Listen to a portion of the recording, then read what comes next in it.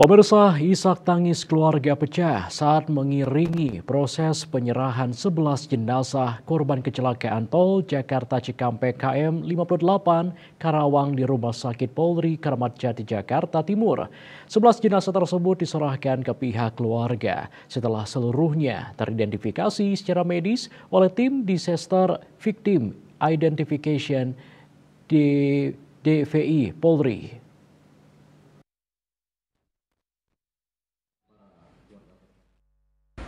Bertempat di Rumah Sakit Bayangkara Polri Jakarta Timur, isak tangis keluarga pecah saat mengiringi proses penyerahan 11 jenazah korban kecelakaan tol Jakarta Cikampek KM 58 Karawang di Rumah Sakit Polri Kramat Jati Jakarta Timur. 11 jenazah tersebut diserahkan ke pihak keluarga setelah seluruhnya teridentifikasi secara medis oleh tim Disaster Victim Identification DVI Polri. Anggota keluarga yang hadir tampak tak kuasa menahan tangis saat melihat peti jenazah berlabel masing-masing nama kerabatnya ataupun pihak saudara dibawa keluar dari instalasi forensik Rumah Sakit Polri Kramat Jati.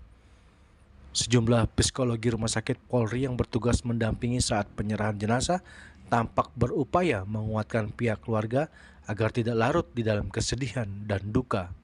11 jenazah yang diserahkan yakni Eva Daniawati, Sandy Handian, Aisyah Hasna Humairah, Asfar Waldan Rabbani, Ukar Karmana, kemudian Zihan Windiansah, termasuk 2 body part atau bagian tubuh. Selain jenazah, tim DVI juga menyerahkan properti atau barang pribadi yang ditemukan di lokasi kejadian ke pihak keluarga. Dari Jakarta, Julius Suwarta dan Ketut Sumadiasa melaporkan.